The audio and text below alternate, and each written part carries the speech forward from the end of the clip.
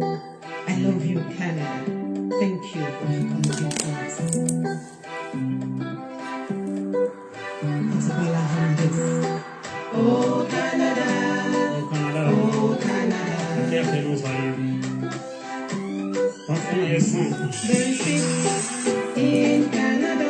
There is love in Canada. No discrimination in Canada. There is love in Canada. I've been to London, been to Norway, I've been to America. Canada, the time of the land, I've been to France. Canada, welcome me Nigerians as equal partners. Oh, Canada. Oh, Canada. La terre de nos aïeux. Gbogbo ọmọ Nàìjíríà dúpẹ́ pé ẹ ṣé gan. Thank you. Fún gbígbà tẹ gbà wá tẹ dé tara o. Canada, ìlú olómìnira, ìlú àlàáfíà àti gbogbo dúdú ṣe bó ṣe fẹ́. Il y a la paix, il y a la joie. Àárín èèyàn kò sí wàhálà pérépéré. Je suis fier d'être Ẹ ṣé Canadien. o, thank you, àmọ́ lóore. Oh, Canada. Oh, Canada. Oh, Canada.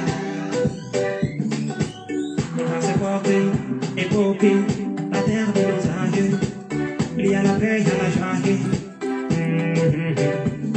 Je suis fier d'être Canadien. Tu fais la fierté, la paix, la joie, tu nous as donné. Canada, je suis fier d'être Canadien. Oh, Canada. Oh, Canada. Canada, la terre de nous qui célébrons. Ecstasy, auto honor, auto success.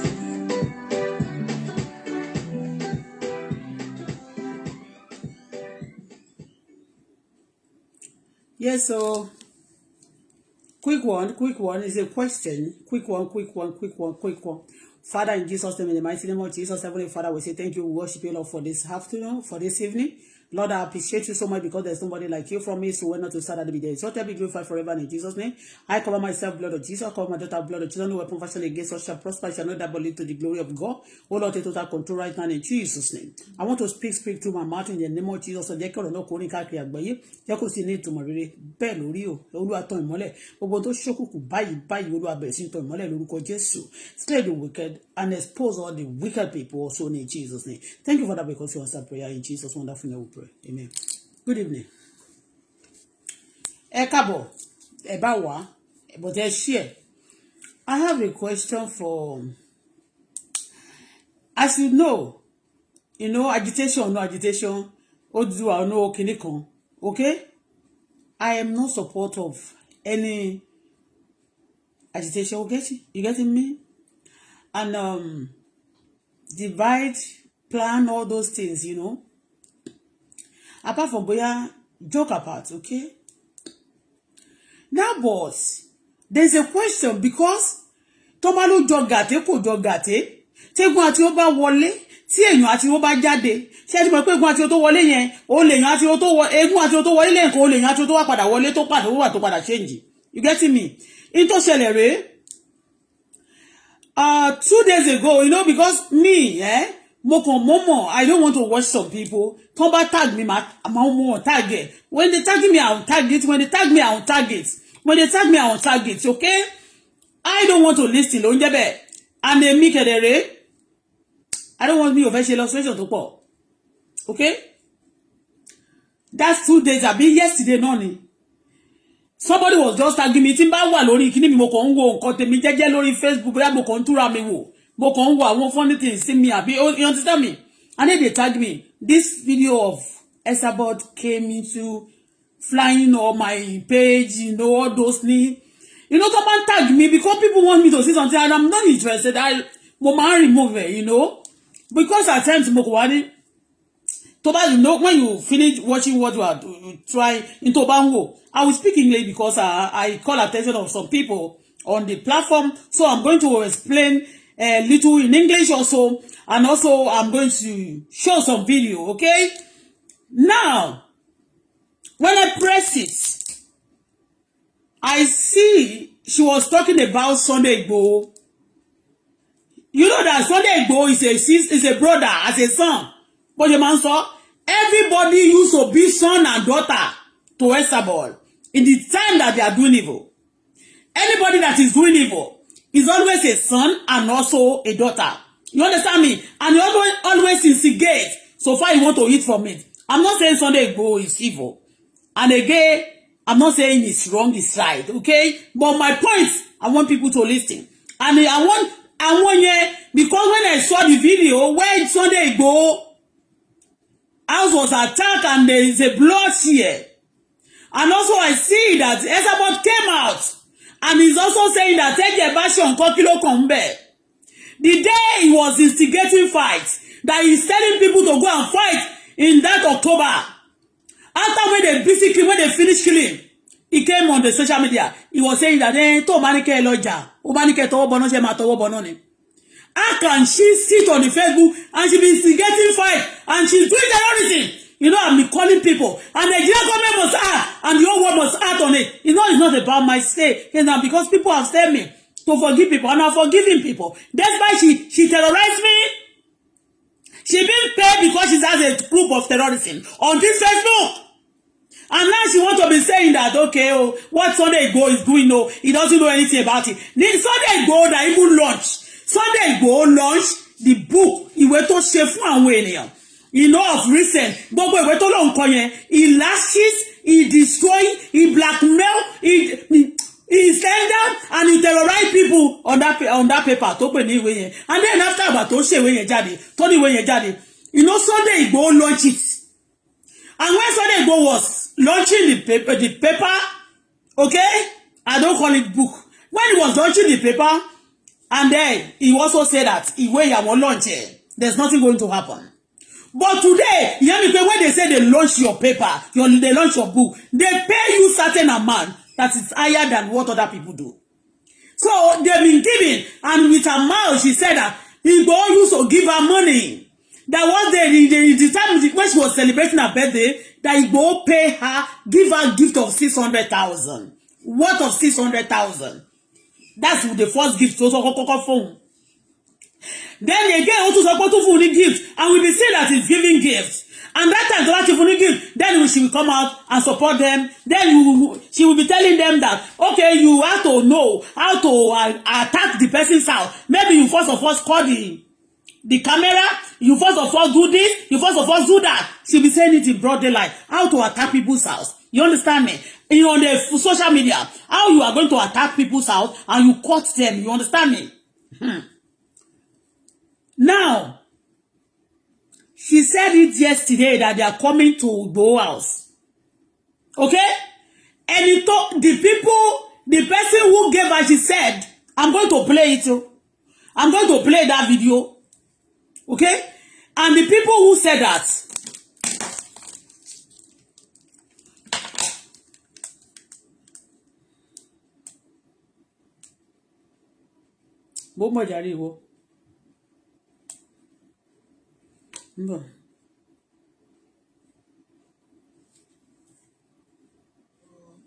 ẹni aṣọ fún ọba jẹ́ ó gbà ó ṣe bẹ́ẹ̀ ní ẹnu mi. ìkọlélẹ̀. Information tí mo bá gbé jáde authentic. Okay. Do you know gbogbo ìgbà tí mo máa sọ pé wọ́n sọ pé báyìí wọ́n sọ pé báyìí wọ́n sọ pé báyìí tí wọ́n bá sọ fún mi tán I will come back to tell I will say it on even kí tó wá sórí Facebook all the information they release about some people for me I mention their names you know.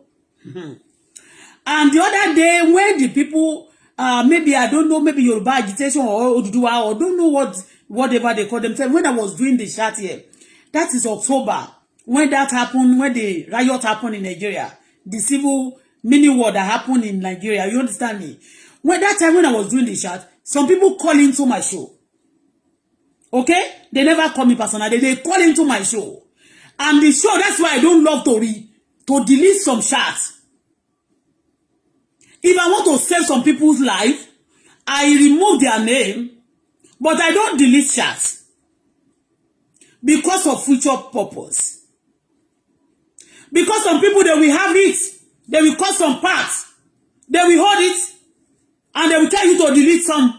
When you delete it, they will use that against you.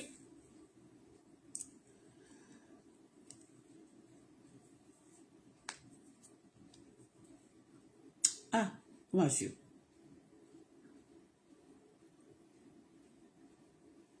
Ẹjọ́ àwọn èèyàn ẹ bá wa bèèrè lọ́wọ́ Tòkunbọ̀ Abọ́dẹrìn Esabod. Wọ́n ní ìyá ni okay. Ẹ bá wa bèèrè lọ́wọ́ ìyá yẹn pé ẹjọ́ ta ló sọ fún wọn wípé wọ́n máa wá attack nílé Sunday Igboho tó ló sọ pé ó ní àwọn èèyàn tó ń bá òun ṣiṣẹ́ ó ní authentic òkòkúrò wọn kì í ṣe for good o. They are terrorist team. You understand me? Because ẹni tó bá sọ̀rọ̀ lójú ẹ̀ wípé wọ́n fẹ́ lọ pa ènìyàn kan wọ́n máa lọ attack ilé wọ́n máa pa àwọn èèyàn. Are you getting me now? Definitely ẹni tó bá sọ̀rọ̀ yẹn jáde yẹn tí ò ń ṣe pé bóyá wọ́n pè wọlé lórí ṣáàtì pé ẹjẹ́ aṣọ ẹjọ́ o wọ́n sọ pé wọ́n fẹ́ lọ attack Sunday Igboho àbí wọ́n gbọ́ bí gbogbo èèyàn ṣe gbọ́ báyìí. Tó bá pè ẹ́ personally tí wọ́n ń sọ fún ẹ pé wọ́n ti wà nílé Sunday wọ́n ti fẹ́ lọ ṣe báyìí báyìí nílé Sunday Igboho máa ṣe báyìí báyìí. Ẹni yẹn wà níbi tí wọ́n ti ṣe ẹni yẹn wà is part of the people that is planning it. Ẹ jẹ́ kí àgbáyé bá wa bèèrè lọ́wọ́ Esabod ẹni tó sọ̀rọ̀ yẹn fún kó gbé jáde. The person who gave you the information before they attack the house and is what? They kill two people. I tell you it's not federal government. I tell you with all my mouth it's not federal government. Federal government will be afraid of Sunday Igboho to come and attack him in the middle of the night. No. It's not federal government. Anybody tí ó bá sọ̀rọ̀ yẹn tó jáde tó sọ fún Esabod tẹ́ jáde Esabod jáde a day before the time. Ipe wọ́n bọ̀ wá attack ilé Sunday Igboho pé wọ́n máa wá àwọn DSS kìíní kan kò tiẹ̀ sẹ́ pé àwọn DSS ó ní wọ́n máa wá attack. And don't forget that they said they kill in Lagos that time. They said some soldier. They said this some uniform. And we've been seeing a lot of people disguising in Nigeria wearing uniform, putting on the uniform of soldier, police, and many other military uniform people, and they are not belongs to they actually the place. Are you getting me? I'm very, very sure the federal government cannot be afraid. It's not afraid. They are not afraid of Sunday Igboho for them to come in the night to come attack his house. I don't think so. I'm very, very sure. Buhari will be afraid, or the soldier, they were afraid to come attack Sunday Igboho's house in the middle of the night. Something's fishy. But you know what? For the whole world to know, to help us out, because 2 people die according to, I'm going to show those blood now. I'm going to show the house of Sunday Igboho. There's blood that been shared. And if that happen also, if Sunday Igboho commit any crime of, you know what? Crime, maybe he's trying to do things to against the government can get him arrested just like the way they get Kanu arrested. And they find out until he's find guilty for all things, number fear, then he will be by the government being judged and group you understand me? It's not, there's no any law that we said that there's no law tó máa ní kí wọ́n lọ sílé ẹ̀ lóru. Ó ti yé bẹ́ẹ̀ yẹn tí wọ́n máa lọ pa èèyàn. And then they said they dropped some people in Ondo State. They took his wife.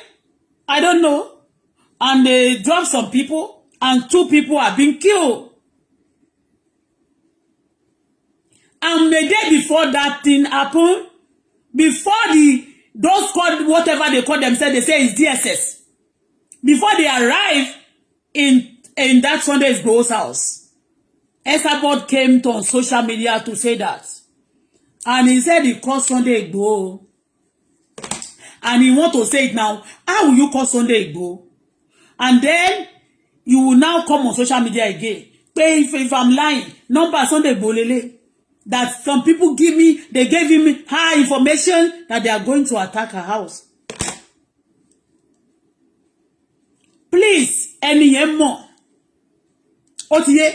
Ọjọ́ tí mo sọ pé wọ́n pè mí pé wọ́n náà máa pa àwọn pastors mẹ́rin tó dárúkọ pastor prominent pastors mẹ́rin ní orílẹ̀-èdè Nàìjíríà kì í ṣe pé wọ́n pè mí lẹ́yìn orí chat tí mo ń ṣe lọ́jọ́ tí mo ń ṣe chat tí mo ń sọ̀rọ̀ nípa ọjọ́ tí wọ́n ní mo support wọn níbi tí wọ́n ti ní wọ́n lọ rally tí wọ́n náà ṣe lẹ́kọ̀ọ́ wọ́n náà máa dí ìpele mi náà pé mo support government mi ò support government tí n bá fẹ́ sọ̀rọ̀ mo ti support mo ti lẹ́nìí mo sọ̀rọ̀ sí government yẹn and I use the Canadian something kì í ṣe pé bóyá mo ń bú wọn.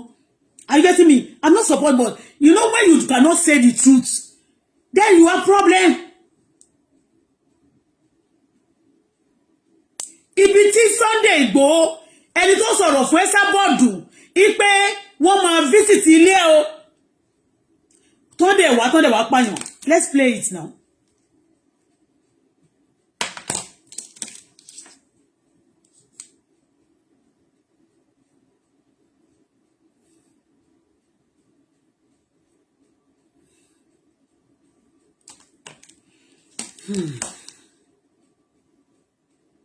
Okay.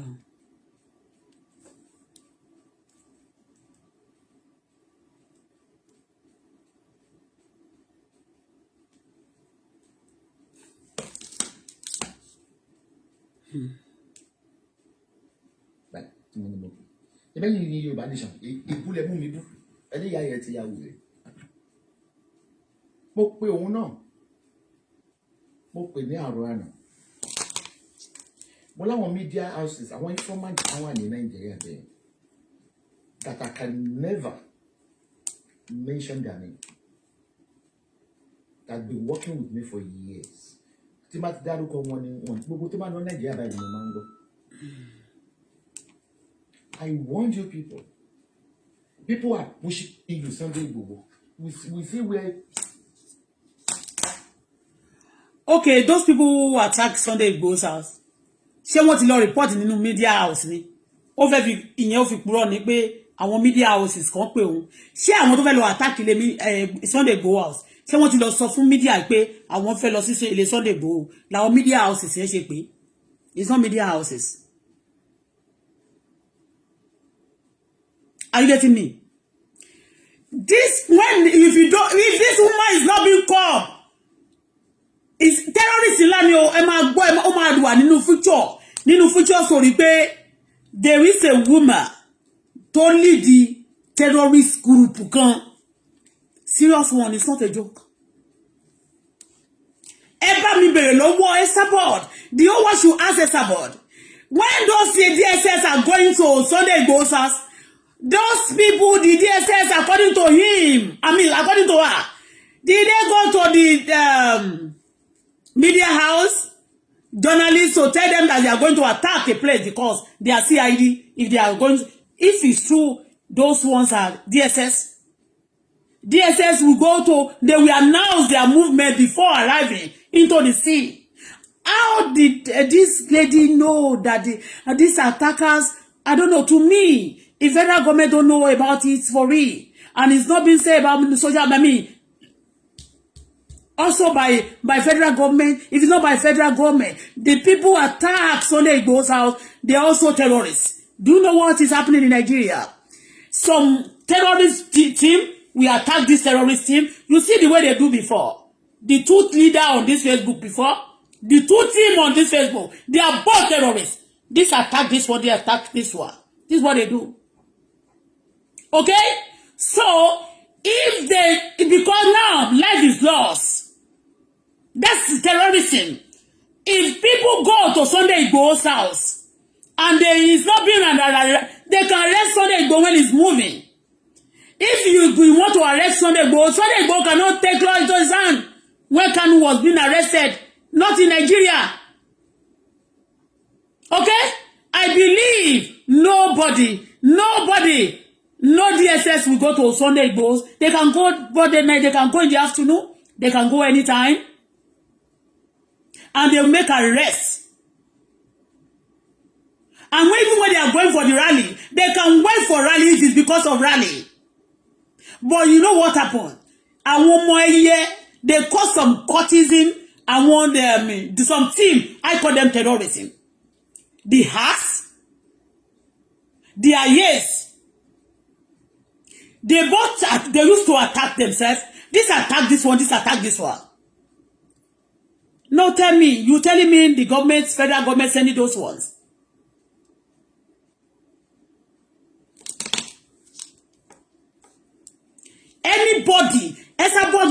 tell the whole world. The United Nations must access about. The whole world anti-terrorists must access about. Those people, the team that is working with Esabod in Nigeria, they don't say media house money is a lie. Anybody going to Esabod, well, you know, at times I don't want to talk. Come about say I won't so there, won't fellow. Maybe you're jealous where I won't interview. Anybody going under Esabod, anybody going under Esabod for interview, granting Esabod interview is a terrorist. Read my lips.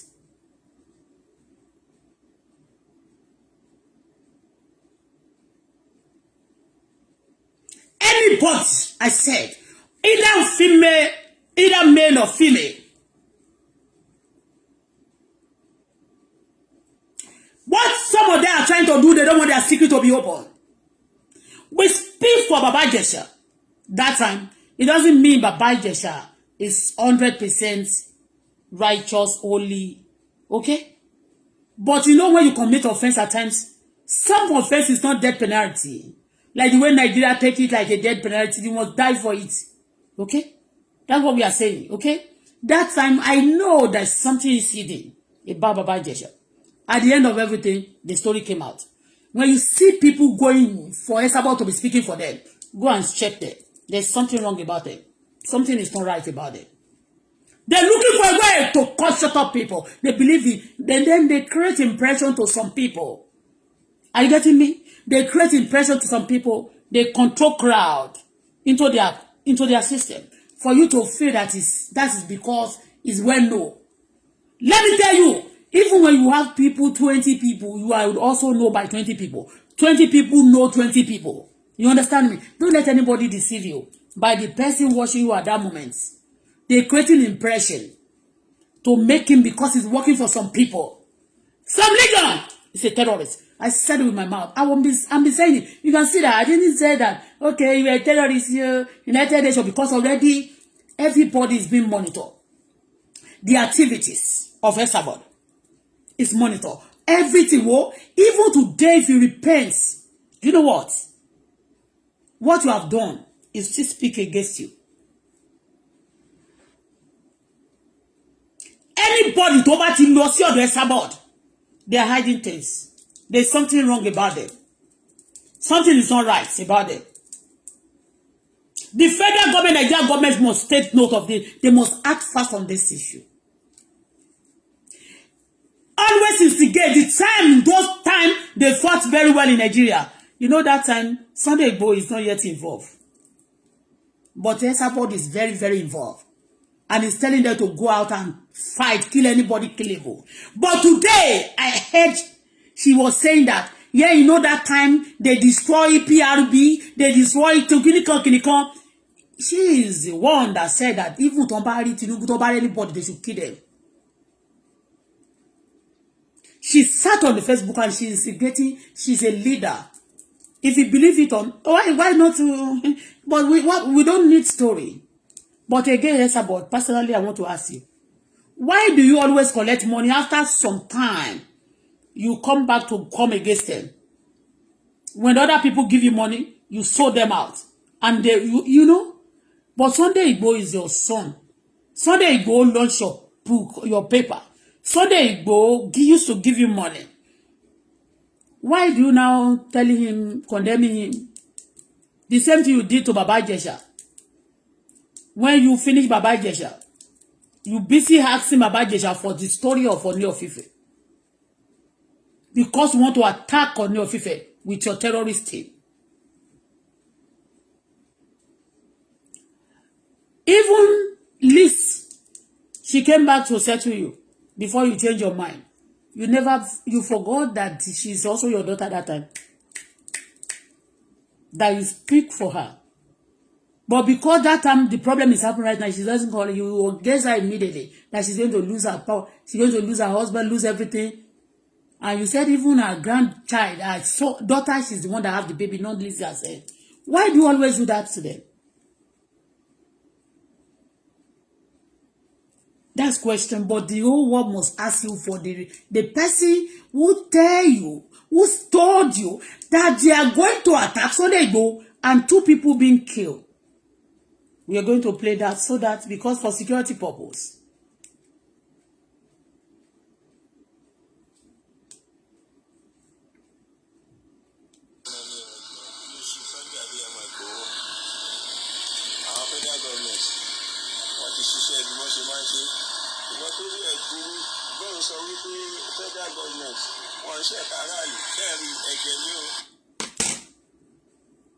You know, a lot of things is happening in that Nigeria, and they be calling people. Ipe Otara, do you know some people they take law into their personally they are operating, they are doing evil in Nigeria, and they will say in the federal government. And I want to ask, this terrorism thing that is operating in Nigeria, before Buhari come to power, to God who made me, this is Bible.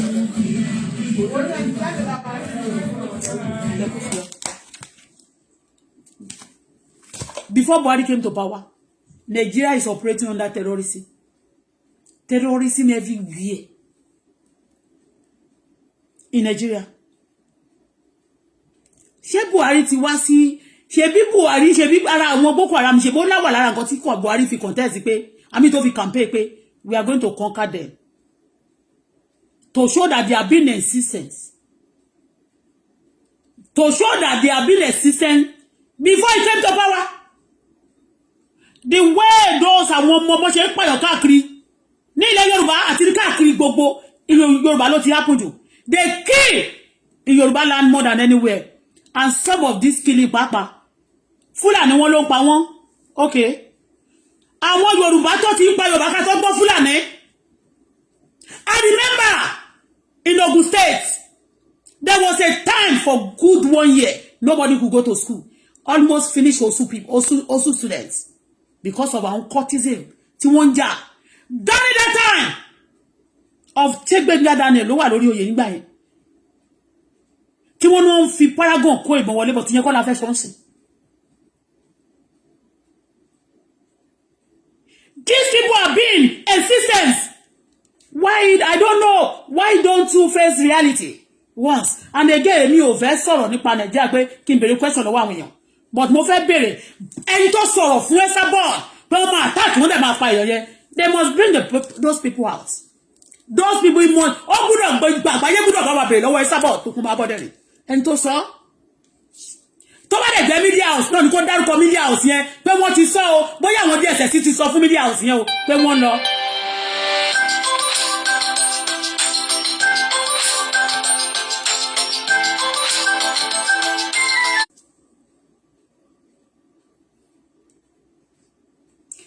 The federal government will also come our belly. The FBI, anti-terrorists, the whole war, UN should ask them. Nobody have a tó bá ti mú wọn tó bá ti ń ṣe terrorism. Tó bá ti di pé bóyá wọ́n ti lọ bóyá ìjọba ti gbé ó ti escape àbí kankan. De wọ́n lè sọ pé bóyá wọ́n fẹ́ lọ pa wọ́n bí bíi adimbo tí mi ò rí pé ìjọba wọ́n máa lọ send wọ́n ní letter sí. Mo gbọ́ pé wọ́n ní the Buhari said that anybody tó bá fẹ́ da gbogbo government òru that is to bring Yorùbá one Nigeria ni. Nobody. Even at all you want to go, you want to separate. Ìlú Canada ní bíbá. To Montreal you want to fẹ́ lọ tipẹ́tipẹ́ wọ́n ọjà. Wọ́n kò lè sọ pé we need this, we need that. Nǹkan tó bá dẹ̀ wọ́n settle things amicably. Everywhere in the world there is a way, but somebody will be sitting down there. Go and check it. They lay òkú sí ojú títì. They have been killing people. They have to kill before you can get something. What kind of thing is that?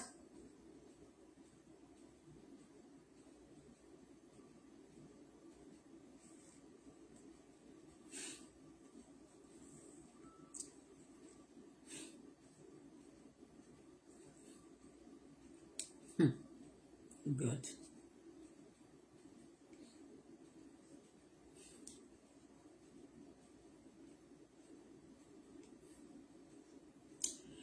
Ibi tí wọ́n ti gbọ́ a fẹ́ play mo bọ̀ ni o mo fẹ́ play ni o.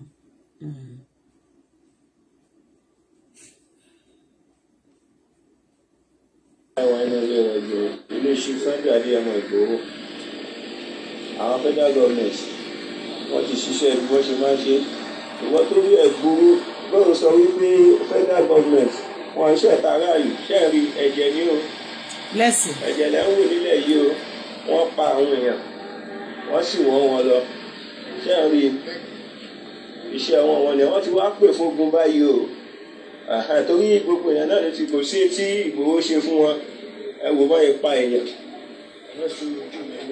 ẹ wò bọ́ yẹn pa àwọn èèyàn ẹ wò wọ́n wá wọ́ ẹnìyẹn wọ́n wọ́ lọ. That's blood. That's woman's being. Ṣé jẹ́ ọ̀rẹ́. Kí ni Gẹ́gẹ́ lọ́wọ́ ẹ ti wá ṣe lóru ẹ ti rí báyìí. Kí lorúkọ àwọn èèyàn tó ń pa yẹn? What is the name of those people tí wọ́n pa? Èèyàn méjì tí wọ́n pa. Gbogbo ẹ̀yin ọmọ Yorùbá ẹ má sùn tó bá ní òní kàn ẹ́ ó ti wà lẹ́yìn ilẹ̀kùn ẹ. Kò ibi òní sí lẹ́yìn ilẹ̀kùn lè tèmi àtàwọn olólùfẹ́ mi. Ìjà wa ló ń jà o ẹ wo máa ṣe pọ́pátì gbogbo àwọn mọ́tò pátá kò sí tí wọ́n fọwọ́ bà gbogbo ẹ̀ náà fi búlẹ̀tì bàjẹ́ ṣe ti rí mọ́tò ilé náà wọ́n bàjẹ́ ẹ wo àwọn ni wọ́n fọ báyìí ẹ wo inú rẹ̀ wọ́n fọ mọ́tò ṣe ti rí ẹ wo mọ́tò yìí kí wàá gan yín ṣe ti rí federal government wọ́n ti pè fógun báyìí o àbíkan lógun mọ́tò yìí náà wọ́n bàjẹ́ gbogbo tí wọ́n sọ náà ní pé mẹ́sẹ̀jì tán gífò ní pé ká má lè lọ Lagos rally wọ́n dẹ̀ ṣe àwàdà ní ṣe rí wọ́n pa àwọn èèyàn ṣe ti rí ṣe rí. Somebody said it's not only Esabod that said that on the Facebook. Everybody is saying it. Esabod said somebody called. Esabod, she said somebody called her. Lára àwọn protocol àwọn tó àwọn jọjọ ń ṣiṣẹ́. The strong team, the mafias. She said that. Abeg kí n gbọ́ tó máa ní màmá na mafia. He said in front, they called, she said they called her. And those people who called her, they are strong team of mafia. If you know the people, he said if you know the people that is working with her in Nigeria, you will not stand, you cannot stand. She said she even know if she want to go to Lagos, she can go freely, but she have nothing to me. I mean, she have nothing there. That's why she's not going to Nigeria. She said that. Not that people saying on the social media. Some people may be saying that, hey, be careful. In the beginning. Okay? Some people can come out and say, you have to be careful, this and that, this. But this one, she said it with her mouth.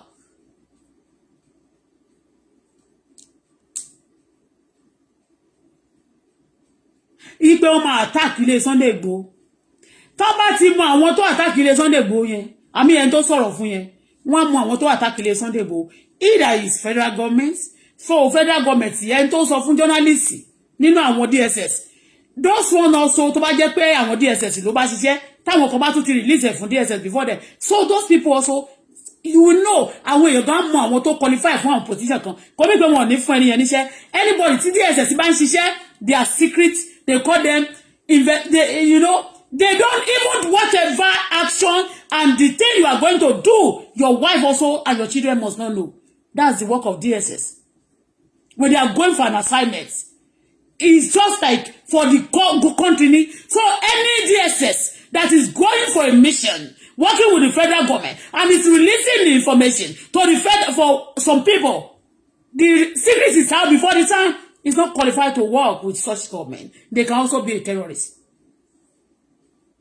Okay? So when a mission, things happen. Do you know when these people were threatening me when I was doing chat here? Don't pay calling show, níjọ́ yẹn lọ. Don't turn me more kini fún mi. That's why I share. Tó bẹ̀ sí shake. Báwọn máa pa àwọn pastor prominent Mary.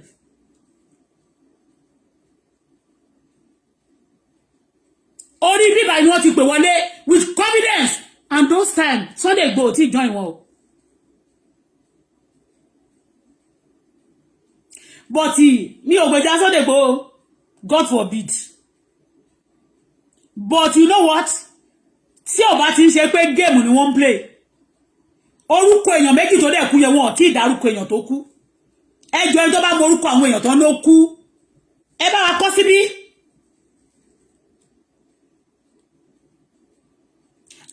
èèyàn tó sọ jáde fún Esabod ní orí Facebook whatever that is happening in Nigerian government. You see, all those terrorists, they are not skeleton. They are not ghosts. They are human beings. And if it's somebody being placed in Dublin and representing some people, you know what? The country won't confirm that country you're not running for people to be hiding under this and be getting money rubbish. And then my boyfriend, some long time you're about to fail alone, and you don't want to crazy, pata.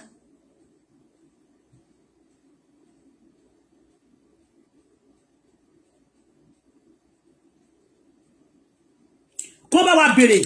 And tó sọ̀rọ̀ fún Sunday, àmì tó sọ fún Esabod wípé wọ́n máa wá sílé Sunday Igboho. Tó bá yẹ pé wọ́n kàn wá sí wọ́n wá ní wọ́n fún lẹ́tà ẹ̀mọ́ pé wọ́n ti ní wọ́n lọ́bẹ̀ yọ kàbẹ́ gbọ́ pé mo dá sí. But ní when I see blood now, wọ́n dẹ̀ ní wọ́n pa èèyàn.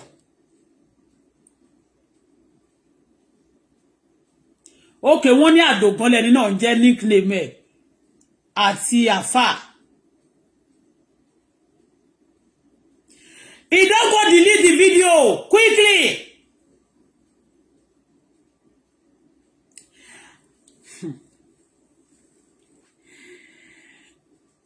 Àwọn èèyàn tó ń play game yẹn, ẹ̀yin gan máa rí pé ẹ̀yin lè jẹ́ tán tó bá yá because God is involved. Ẹ̀yin lè jẹ́ tán. Ẹni tó wà tó place Esabod sí Dublin. See how they get people say terrorism. The whole world is terrorism. No country love it. Yes. Because if the country you are staying and they harbor you as a terrorist, you will destroy them. Gbogbo yín ṣe tẹ́ bá mọ̀ pé terrorist. Mi ò sọ̀rọ̀ Sunday Igboho pé bóyá kíni o. Tó bá ti ṣe against the law of the country, ìlú yẹn ló wà. Wọ́n máa mú federal government máa ní wọ́n máa invite there. They can invite him and he will go there. Wọ́n ní láti ṣe wá máa attack lóru. So, they should Esabod go produce ẹni tó sọ fún. Ẹni jẹ́ sọ fún yín dáadáa. Ẹgbọ́n mi kẹ́ tó read the list me second time. Anybody going to Esabod to grant Esabod interview. Anybody tó wà behind it. They are terrorists. Yes. Ọmọ Yorùbá dẹ̀ ni wọ́n. You don't know. Your secret will be out. Last. Because God Almighty God is involved. In this case, yes, we have been crying to God for God to settle things. And God will slay the wicked. Ó máa pe àwọn olódodo sílẹ̀. Enough is enough of terrorism. You doing it and then you go to abroad. You stay because wọ́n fi àwọn ìwé wọ́n fi asylum ṣe àbò majority láṣìírí. Then you now can position you now say, anybody to man arrest eh? You'll be saying that nobody can arrest you. When you are doing terrorism in broad daylight, all your team will be arrested. All your people, anybody under you, anybody attached to you, all of them will be arrested. Esabod, read my list and I cross my heart. Benny. The people, a lot of innocent people, a lot of blood of innocent people have been shared. And then you'll be mentioning federal government. So Buhari and the federal government will be afraid of Sunday Igboho to send. Or your state to go only afraid of Sunday Igboho. Toba confirm fi èsì sẹ́ pé ká fi sílẹ̀ kó di attack kókò tó. There is time where event might take over situation to bati yana won't become. Then the terrorists are come and how you got to confess on the pay àkàntì ẹ̀fẹ́jọ́. Esabod should just tell us. If you say tell the whole work shower, cause of United Nations, cause of the FBI, cause of anti-terrorists, cause of the whole world. The people who told her that they are going to attack Sunday Igboho and they are going to murder, they are going to kill. And why did video been deleted? And you said with your mouth, you've been saying that you are mafia, you are this, you are that. I'm sorry for you. Ṣé gbogbo mo sọ fún pé gbogbo ẹ máa gbogbo nte máa ṣe yẹn ó máa padà ní ẹ̀yìn fún yín. Ben, mo sọ Sunday Igboho sí o. You know what? Even saying that you bring your opinion you want to over law over agitation, I don't think it's a criminal offense. They may not accept it. like Canada Montreal níbi tẹ́mi wà ẹ̀ wọ́n ti ń bèrè lọ́wọ́ federal government àmì lọ́wọ́ Canada àti pẹ́pà àwọn fẹ́ dá dúró wọn ò tí approve wọn saying that tó bá lọ fẹ́ ṣe àjíṣẹ́ kò ń ṣe criminal offense o kàn gbúdọ̀ máa terrorize ni you must not use that to be like a terrorist you must not be saying that you want to destroy people and then those people will be destroying ẹ máa ní kó má bèrè lọ́wọ́ yín then you say you want to kill and those people will be killed and then you say they should not ask you for anything you will be querying for that. Before the baby, the baba mommy koto ọjọ́ tó kù some days. Wọ́n ti sọ fún mi, ọjọ́ máa rọ̀, wá tó bá ti sunkún, la máa ṣe kíkọ fún ẹ. Ẹnu ìkan nínú wọn mo ti kọ́kọ́ gbé pé, you understand me? For you to know that they are mafias. They are telling them the people that are going to massacre, they are going to destroy. It's not going to happen. You're going to go for it. The whole world hate terrorism. Either Dublin, tí wọ́n bá gbọ́ English gan ní Dublin. If they don't go back English ní Dublin. Wọ́n máa túmọ̀ ẹ̀ fún wọn.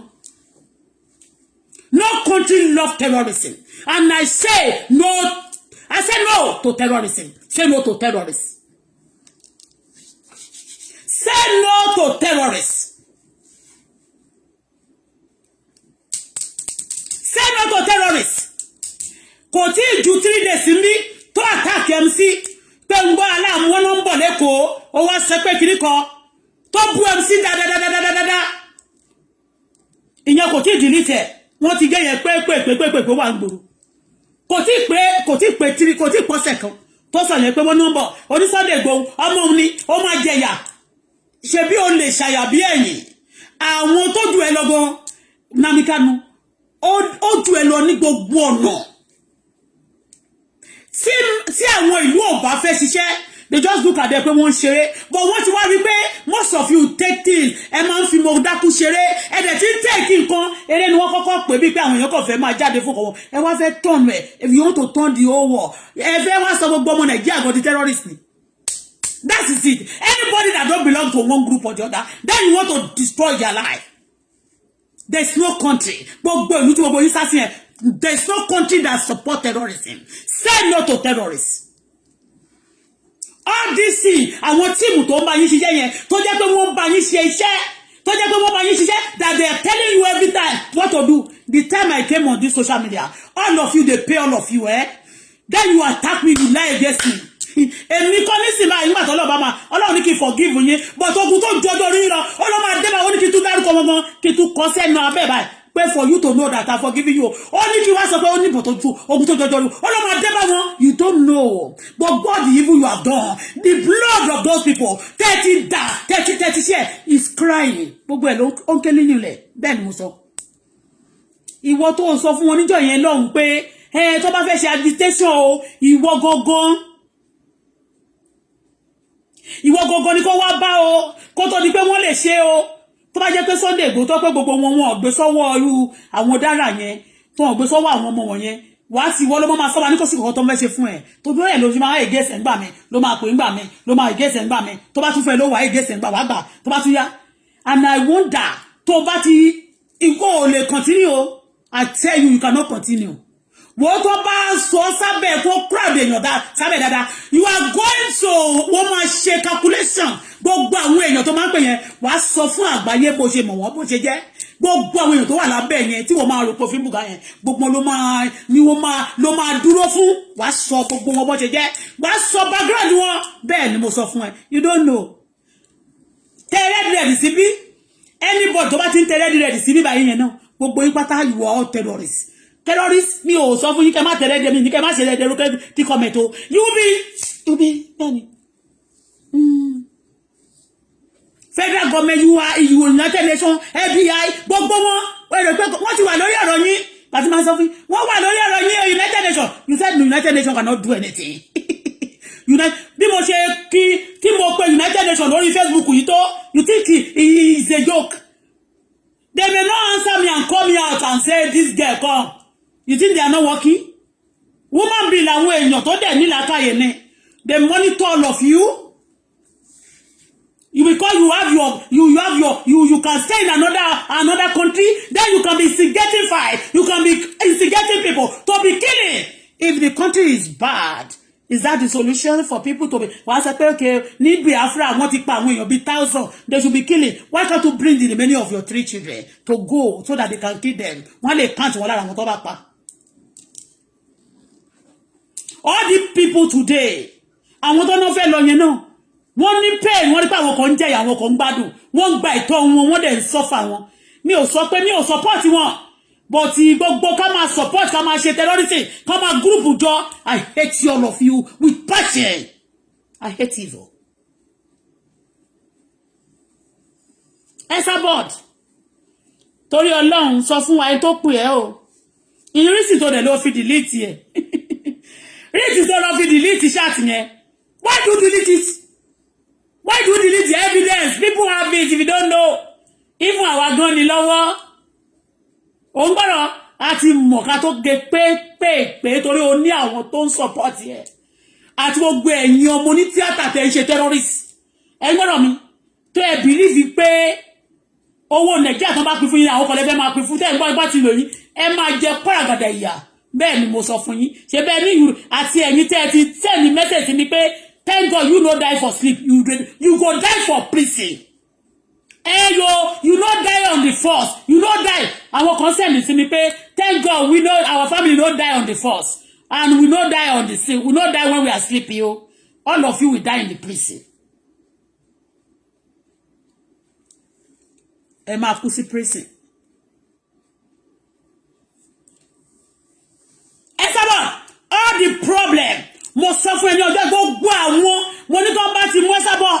Ẹ gbogbo àwọn èèyàn tó wà lábẹ́. Instead tí bá sọ pé tell don't come you wọ́n máa ní káwọn Pakistan ẹ gbọ́ ni ó sọ ní ọjọ́ yẹn ó tún sọ fún mi pé ńgbà tẹ́mi lọ court ńkọ́ ṣé àwọn kò lọ testify against mi ní court ó mọ bí tí mo ti ra mọ́tò mo ra mọ́tò wọ́n jí mọ́tò mi wọ́n tún gbé orúkọ mi sórí Facebook wọ́n pa ẹnìkan ní South Africa ó tún kọ́ Esabod tún kọ́ sórúkọ mi ipe he killed the husband one position, I believe when you are a mafia, nobody can get you arrested. Nothing can happen to you. You are going, nothing can stop you for you not to go for what evil you have done. Tó bá wù ẹ́ kó sá lọ sí Turkey. Ìjọba tó bá ti fẹ́ mú ẹni wọ́n kàn fi ẹlẹ̀. I tell you there is no country that support terrorism. Bẹ́ẹ̀ ni mo sọ. And there is nobody that is above the law. Ìwọ ló máa rán wọn síta. I know the day the day tí mo kàn ń sọ̀rọ̀ Sunday báyìí pé kí ló dé tí Sunday Igboho máa ṣépè fún àwọn ọba tó máa ṣépè fún ọ̀nà ìfúrẹ́ṣà. You come attack me seriously. Dàṣẹ́ òun lè sọ pé kó pa àwọn ìyá láyé ẹni. Mo wá ní ṣé ẹ̀yin náìsì ni. Ìgbà tẹ́ èmi wá sórí Facebook yìí tí èmi sọ ní pé àwọn èèyàn ṣèkà fún mi pé wọ́n gbowó mi ṣe pé ó ní mo yọ̀dẹ̀ ni. Ìyá Ìbàdàn tún sọ ipe ẹ̀dìdì ní ẹ̀nà wọ́n gbá ẹ̀fọ́ rí wọ́n máa gbá gbogbo yín lẹ́yìn tó bá gbá gbogbo yín tán wọ́n gbé yín lọ ẹ̀wọ̀n. You pay for what you have done. Kì í ṣe yẹn nìkan. You are doing terrorism broad daylight lẹ́fín terrorize àwọn ọmọ ẹ̀yàn ní àgbáyé and because you are speaking Yoruba that the language that people don't understand you think people who understand Yoruba wọ́n wà nínú àwọn wọ́n wà nínú United Nations wọ́n wà nínú àwọn FBI you don't know ni ó tí wò rí pé àwọn Yorùbá wà nínú àwọn FBI àwọn Yorùbá tó gbọ́ Yorùbá tó ń train fún èdè gbogbo èdè you don't know ni go and check ìgbà 2010 ni mo ti mọ̀ pé gbogbo tó wá ti fẹ́ ṣe nǹkan wà gbogbo èdè àgbáyé ló wà nínú àwọn tó máa investigate the world gbogbo èdè àgbáyé ni wọ́n máa ń sọ you don't know ni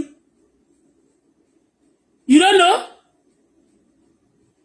wọ́n ní Yorùbá nínú FBI tó ń sọ Yorùbá ó lè má jọ ọmọ Yorùbá ó lè má jẹ Yorùbá lóbi tó ń sọ Yorùbá tó trend tó táti gbọ́ Yorùbá wọ́n rán àwọn ẹlòmíì láti ìlú òyìnbó lọ sí South America lọ sí Nàìjíríà wọn náà fẹ́ lọ study Yorùbá wọ́n lè dé kún ní mísísà làwọn àwọn láìkì drum àwọn láìkì gángan you don't know they say some people they are detective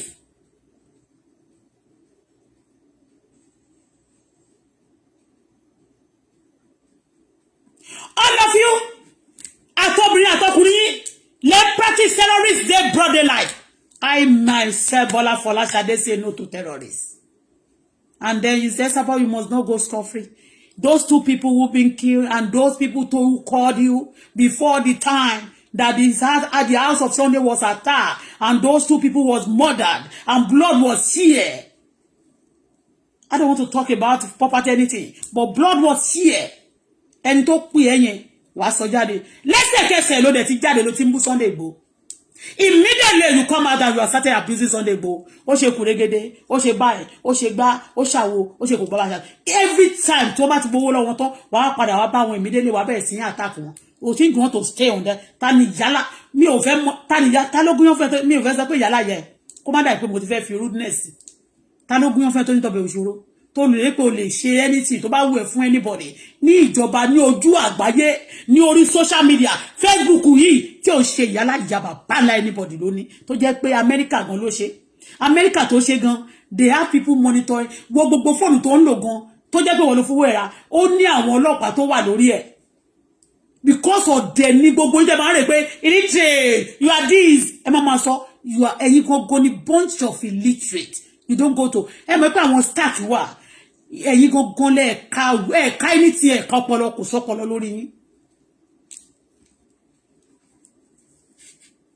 kí ló dé tó wá lọ delete ẹ̀ ẹni tó sọ yẹn before the time tó ń fi block pa àwọn yẹn want to know àfẹ́ sọ kò ṣáà ti lọ Lagos gbà tó dẹ̀ ti lọ sí Ondo State wọn ọjà níjọ́ yẹn wọn ọjà mọ́ ní ìlúkìlú téèyàn bá wà wọ́n lè ṣe rally wọ́n lè sọ pé okay o tó bá dẹ̀ ṣe rally bẹ́ẹ̀ yẹn we want to go wọ́n lè fi sọ bẹ́ẹ̀ so that the government will say that okay àwọn eléyìí làwọn fẹ́ lọ tó pé wọ́n máa treat wọn wọ́n ti wá wò pé wọ́n ní right wọn the government will now do something for them wọ́n lè tó torí ẹ̀ sọ pé kán lọ máa pa wọn ọjọ́ tí mo expect pé kán ti get Igboho arrested ní ọjọ́ tán náà pààyàn kan ní òkè ń bẹ̀ yẹn ní ọjọ́ tán lọ síbẹ̀ wọ́n ò ṣe yẹn so ìyẹn ò ti ẹ̀kan mi ò bọ̀ tí mo kàn sọ ń sìn náà ni pé èmi ò ń ṣe ọmọ agitator Nàìjíríà ọmọ Canada ni mí báyìí torí pé ńgbà tí gbogbo nǹkan le go kò sí anybody tó gbà mọ́ pọ̀lọpọ̀ Ọlọ́run ló gbà mí Nàìjíríà yẹn gbogbo wọn gbogbo yín lẹ dà jáde pé wọ́n ṣèkà fún báyìí gbogbo yín lẹ dà bò mí ẹ máa rógun gbogbo ẹni tó dìde ogun sí mi ń bí mo ti sọ Ọlọ́run ò ní sọ̀rọ̀ kó má wá sí ìmúṣẹ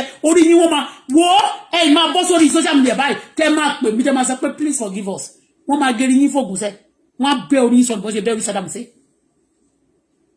ẹ rẹ̀ pé kò ń ṣe eré àtọkùnrin àtobìnrin bẹ́ẹ̀ bá ṣe wù kẹ́ẹ̀pọ̀ tó bẹ́ẹ̀ tí wù kẹ́ẹ̀ sọ pé ní agbára tó ẹ wo a time is coming ṣe bí ìwọ ìjáde lọ́jọ́ tèmi ń sọ̀rọ̀ pé kí ló dé tán fi ń pa àwọn tán fẹ́ máa pa àwọn Christian tán fẹ́ máa attack àwọn Christian tí wọ́n attack àwọn pagan nílùú Nàìjíríà pé kí ló dé ṣe bó jáde o sọ lọ́jọ́ kejì pé Buhari ti kú o fẹ́ máa support Kanu nìyẹn o kó ba lè rò pé ó ti rógun ńlá tó fẹ́ sponsor ìdíṣẹ́ ṣé ó pọ̀ṣù fi ọpọ́nú ó rí ní ìwọ báwo gbogbo àwọn tó wá sọ́dọ̀ ẹ̀yìn wọn kàn fẹ́ cover up they are all terrorists ṣé bàbá láti mo fẹ́ sọ terrorists ni bẹ́ẹ̀ ni mo sọ ó wà lára àwọn tíìmù tó ń ba ayé èèyàn jẹ́ Nàìjíríà bẹ́ẹ̀ ni ẹ sọ pé ta ló sọ Ṣọwọ́lá Fọláṣadé ló sọ àdàbí tí màá ṣe mi ni mo ra tíkẹ́ẹ̀tì fún tó fi gbé wá sí Dubai tí mi ò bá dẹ̀ fowó mi ṣe tí wọ́n tún bá gbogbo business mi jẹ́ lórí kéèsì yẹn náà bàbá ọmọ mi tún lọ sí ẹ̀jẹ̀ ẹ̀ ń ké àtẹ̀jẹ̀ àwọn tẹ̀ ti pa náà ó ń ké gan tó ìtòwọ́ tó bá dárúkọ tó bá gbórí burúkú wá bí ayé ẹ̀ máa bàjẹ́ ni tó bá gbórí burúkú wá bí torí rẹ̀ yẹn òfò ló máa ṣe òfẹ́ tó bá múnú bí mi màá máa dárúkọ gbogbo yín anybody tó bá ti lọ Sunday Esabod lọ́ba tó bá ti lọ ṣe interview you are terrorists yeah all of you tẹ́ ń já mọ́tò tuntun ní owó Nàìjíríà náà ń kó fún yín how can some people be suffering àwọn tó dẹ̀ ń kó fún yín ẹ á bọ̀ àwọn terrorists ni you know lára yín náà ló sọ̀rọ̀ fún náà ó máa fẹ́ ṣìyàn àwọn torí wọ́n máa mú ó dẹ̀ máa kà àbíkáyẹ bẹ́ẹ̀ ni ó máa mú bẹ́ẹ̀ ni because they gave you passport they gave you citizenship in Dublin and then you can be terrorizing others you can be instigating fights all over the world and you be really broad like do you forgot you have been o ti mú àwọn owó ńlá ló máa kó sórí Facebook tó máa ṣe báyìí and owó America owó London ó wà nínú ẹ̀ báwo ló ṣe dọ́wọ́ ẹ̀ tó o dẹ̀ ń tewé tó jẹ́ pé ewé yẹn ò ní shop kọ́ máa sọ pé ṣe nínú cash náà sanwó sí tó fi kó jáde you don't know ni a lot of evidence against you for you to know that you have o dẹ̀ sọ ní brother like pé o ní passport anybody tó bá fẹ́ yàbọ̀ kíní kan money laundry for you to o dẹ̀ lọ kò pẹ́ kò jìnnà o lọ sí Turkey there is something about you there is something about you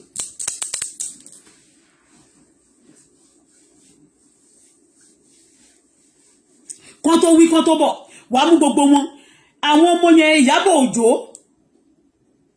I don't want to mo kò wọ ẹni I just sorry for you because wọ́n náà ti máa ń bá tèèyàn jẹ́ tipẹ́tipẹ́ bó ṣe wà yẹn ẹ ní mọ̀ ìpẹ́ ń bá tèèyàn jẹ́ máa bá tèèyàn jẹ́ máa dúró tì.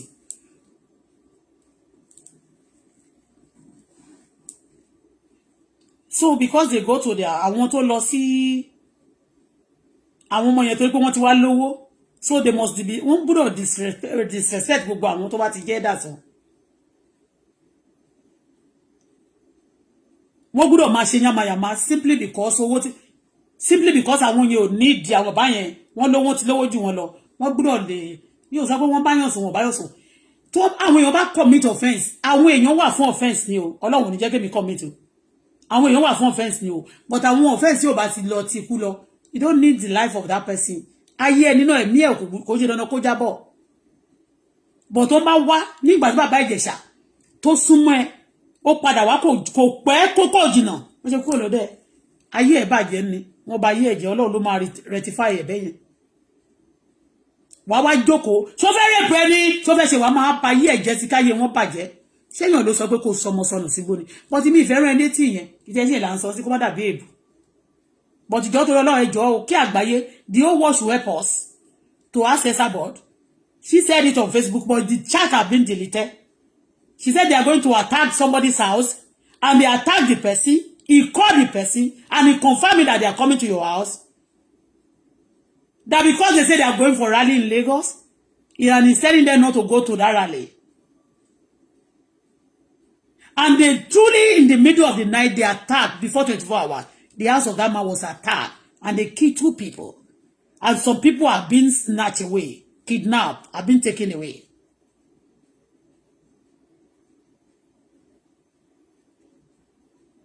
And Tokunbo Abode, this lady called Esabod, she been saying that nothing can be done about her case, that she's a mafia. Whatever she do to anybody, that's finished. Nobody can get her arrested. Nobody can do anything. And she got a long, she said it with her mouth, that she have a strong team, a mafia team, and a terrorist team that work with her. And she been positioned in that Facebook to destroy, because 2 lives been lost now, yesterday. And today she said it again that they must continue. Even when they are killing thousands, they are still going to continue to kill. That a lot of people have been, life has to lose. They have to continue to kill people. Always instigate. Our own terrorist team instigate people to go for war, to go for fight, to go and kill, to go and destroy. United Nations, FBI, anti-terrorists, the whole world, please save us from this. This is a serious problem.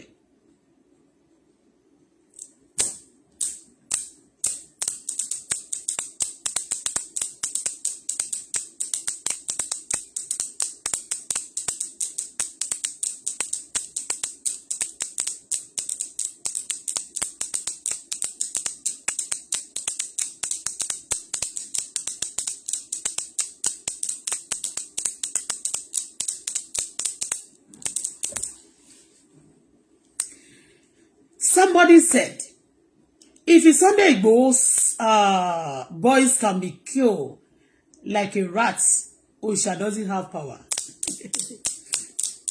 We are not talking about Osha this time around. We are talking about the people.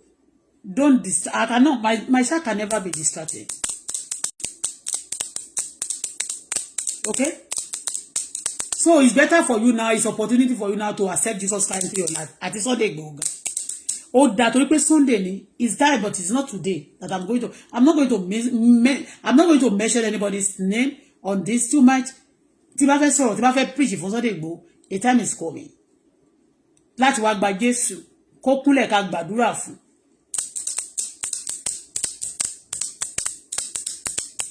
And mo dẹ̀ ti sọ ní beginning, ní ìgbà tó ti ṣẹlẹ̀, mo kọ́kọ́ sọ mo ní orí òun àti Mr. Gani Adams.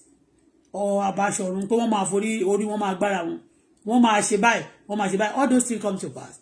The time tí mo ń dárúkọ máa tí mo advice Esabod ló jáde àbúrò òun ni o, because ó believe pé ńgbà yẹn bóyá mo ní ó fẹ́ jà fún gbogbo àtẹ́ni dẹ́ máa sọ ni ṣé ó jà fẹ́ mi àwọn ò lápátá wọn lè fi jà fẹ́ mi, but tí o gbèjà kẹrù òbò níjà ló ń jà fẹ́ mi owó kẹbẹ̀rẹ̀ bí ìjà Ọlọ́run tó máa ń pààyàn tẹ́ ẹ̀ ní rí ọ kò sẹ́ni tó lè bí Ọlọ́run tó ń jiyàn tẹ́nikẹ́ni ò lè pa Ọlọ́run tó lọ sójú ogun tó wọ ṣòkòtò ńlá lọ́bẹ̀ táṣọ ẹ̀ tó wọ agbádá lọ sójú ogun tí agbádá ẹ̀ ò dẹ̀ ní kọ́gi alágbára gíga kábíyèsí o.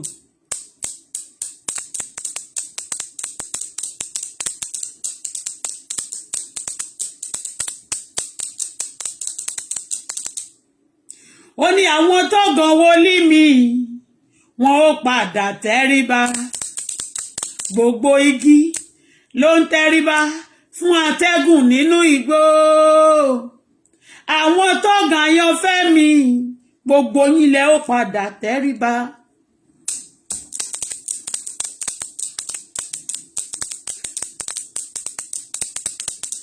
Go and sleep. Lórúkọ Jésù wọn ló máa lọ sùn oorun tó ní jí mọ́. Saidi Sani go and ìwọ go kó lọ kú.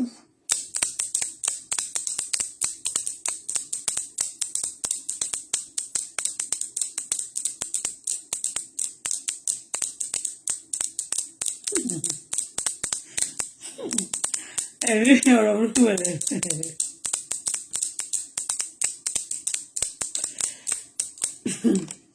Kó ṣàbá kí Ẹsábọ̀dù kó ṣàbá wa sọ ẹni tí ó sọ fún pé wọ́n ń bọ̀ wá pa àwọn èèyàn nílé Sunday Igboho tán dẹ̀ wá lóru tán dẹ̀ pa wọ́n ojú àwọn tán dẹ̀ pa fèsì wọn àti píṣọ̀ wọn kan jẹ́ kárí wọ́n ní wọ́n dẹ̀ pa wọ́n tán wọ́n tún gbọ́ wọn lọ. Kí Ẹsábọ̀dù tán bá ti Ẹsábọ̀dù bá lè sọ ẹni tó sọ fún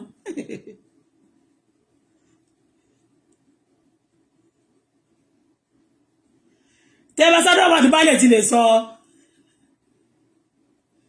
ẹni tó bá ti sọ fún ibi tán bá wọ́ òkú olókú lọ àwọn tó ń pa tán tún wọ́ òkú wọn bá rí Ẹsábọ̀dù ní kẹ́bìrì lọ́wọ́ ẹ̀ ṣé mo sọ fún yín pé ẹ̀yin tẹ́ máa ń lọ sí ọ̀dọ̀ Ẹsábọ̀dù ẹ̀yin àǹtí ẹ̀yin ọmọ àǹtí mi mọ́mì mi kìíní kan Sunday Igboho báwo ni o ṣé dáadáa ló wà pẹ̀lẹ́jàre brọ́dà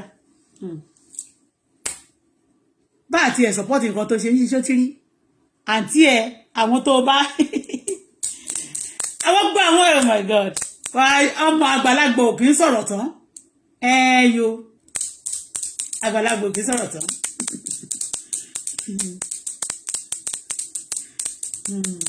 ẹ bá wa bèrè o pé ta ló pè o wọ́n sì ti pààyàn méjì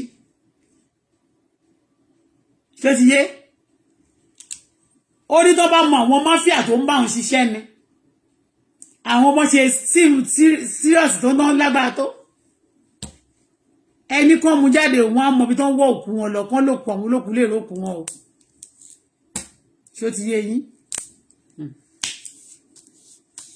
tó wọ́n ti pa wọ́n already báyìí they been killed already it's not funny but omi ò lè those people are being killed abi. But they all at least only read they should so they can see their bodies, you know. They should ask Esabod. The person who call Esabod that I used to call them. Those wo do wọn dáadáa mo tún sọ lẹ́ẹ̀kan sí. Tẹ́ bá ti ráwọn èèyàn tó bá ti ń pè mommy tó ti ń pè wọ́n yẹn ẹ béèrè lọ́wọ́ ọmọ tí wá ti ń ṣẹlẹ̀ bẹ́ẹ̀ yẹn.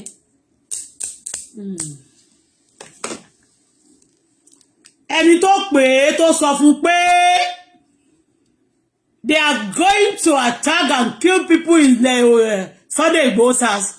And they went there overnight and they killed 2 people. And everywhere was being vandalized. Now, you know what happened? Esabod have a terrorist team. Then she will start to bully them. Bully them. Bully them. Yeah, no, Dudua. It's not going to be granted. We are not saying they should grant to Dudua one Nigeria, okay? Okay? But we are not talking about that now.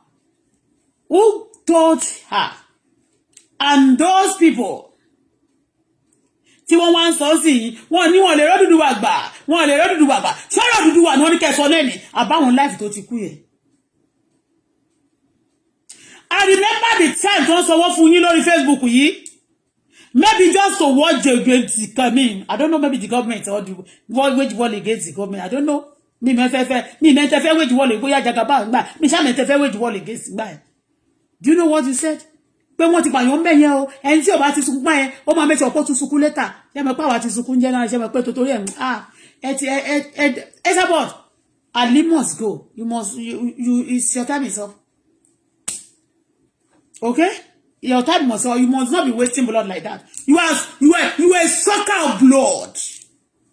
You are a sucker of blood.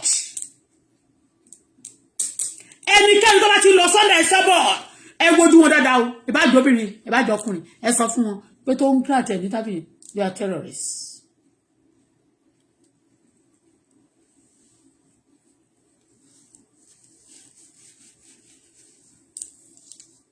Ben, there's something about it they want to cover. Tí n bá sọ̀rọ̀ fún yín, tí n bá ti gébì fún yín, ẹ má jẹ́ tí n bá ti sọ ẹgbà bẹ́ẹ̀ o. Ó ti yé yín. Ẹ kàn jẹ́ kó sọ ẹni tó sọ jáde fún àwọn newspaper tó jẹ́ pé àwọn DSS tán bá ti fẹ́ lọ ṣiṣẹ́ wọn sọ kọ́kọ́ sọ fún newspaper yẹn. Newspaper tó bá ti jẹ́ DSS ní tòótọ́ kò qualify fún iṣẹ́ mọ́. Wọ́n lè fún níṣẹ́ mi o, iṣẹ́ cleaner, but láti jẹ́ DSS kò ń ṣe DSS. Tó ti yé, but a sọ pé DSS ló wá ń sìn. Torí èmi ò lè believe pé àwọn DSS máa ṣe attack Sunday Igboho lóru ọ̀gànjọ́. Lóru ọ̀gànjọ́. Wẹ́ tó bá dẹ̀ jẹ́ lóru ọ̀gànjọ́ ni àwọn DSS máa ṣe attack Sunday Igboho, wọ́n máa pa èèyàn. Anyway, má jẹ́ ká sọ̀rọ̀ púpọ̀ jù. Àti play ẹ̀tàn náà. Kò sí wàhálà, wọ́n ti pè fógun, ogun dẹ̀ máa dé bá wọn, kọ́ máa wọ̀ rí. Etí Ìgbòho bá ṣe fún wọn, àbí etí agigators bá ṣe fún wọn. Òun náà ló jáde ló ti bẹ̀rẹ̀ sí sọ pé Èkó yẹn má ṣá lọ o, Èkó yẹn má ṣá lọ o, Èkó yẹn má ṣá lọ o. Kẹ́ni ká mọ̀ ti sọ wípé a fẹ́ gba òmìnira. Kò sẹ́ni tó máa ìgbà tí Ìyábọ̀ Òjó gan tó súnmọ́ Esabod kò pẹ́ kò jìnnà àwọn èèyàn kan tètè bá pe àwọn èèyàn jáde kan tètè bá fẹnu sí tá bá fẹnu sí a máa stop gbogbo yín pé gbogbo yín tẹ̀ fẹnu sí àwọn kan tẹ̀ sọ yìí ṣáyé ò fẹ́ bàjẹ́ ráúrá. There is something they want to cover. Anybody going that place, they want to cover something. Ṣé ẹ ti rí gbogbo ẹ̀? Ẹ wo bá ẹ ṣe inú ilé bàjẹ́ gan o. Àti nàǹfààní àti wọlé báyìí ni o. Inú ilé bàjẹ́ gan, wọ́n bà nǹkan jẹ́ gan. Ẹ má jẹ́ ṣojú yín. Wọ́n bà nǹkan jẹ́ o. Ṣé ẹ rí? Ẹ wo gbogbo ìgbà gbogbo ẹ̀jẹ̀. Ẹ wo sílì. Ẹ wò ó. Ṣé ẹ rí ṣe federal government? Ṣé ẹ rí? Ṣé ẹ ti rí? Wọ́n pa àwọn èèyàn wa lọ o. I will share this one also on my platform. I don't want to share it. Okay.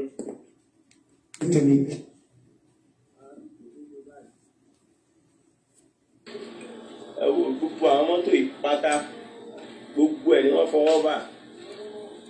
Ayé ìjọba ti bàjẹ́ o. Ayé wọn ti dàrú iṣẹ́ rí 24 mọ́tò yìí. Fífọ́ lẹ̀ ń wò yẹn o. Are you sure it's ìjọba that fọ́ gbogbo kiri?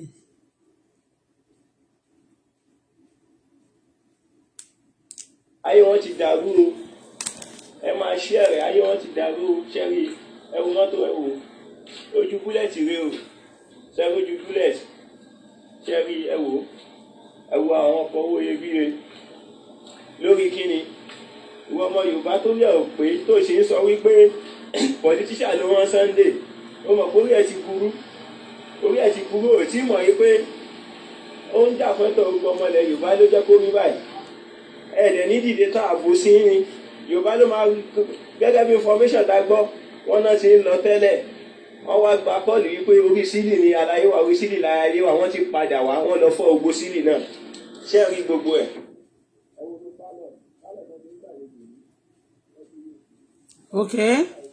Okay, it's DSS. They say it's DSS that okay.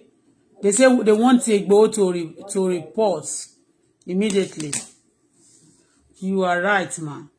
Okay, it is well with you, with us. Amen. Ẹnìkan sọ wípé okay, only the DSS gave an update and they want Igboho to report to their okay.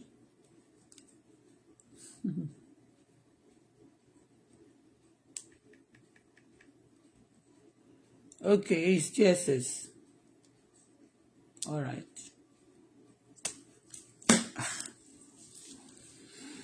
The DSS, did they need to kill people before they make an arrest?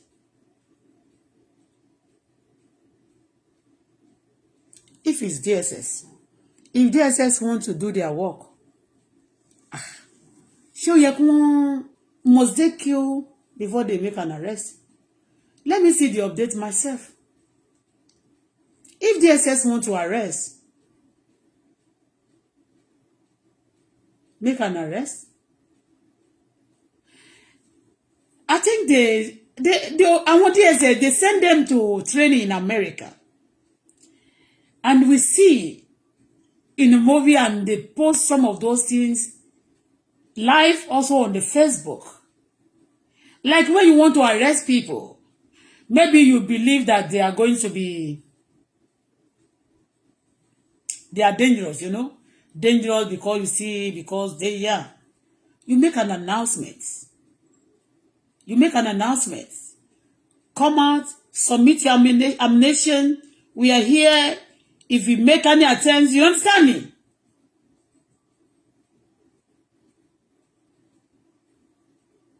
But that's not the case. That one is going to be a separate one. But this chat based on, if it's DSS, and the secret of DSS was being released before Sunday, before the operation, then there's something is wrong also.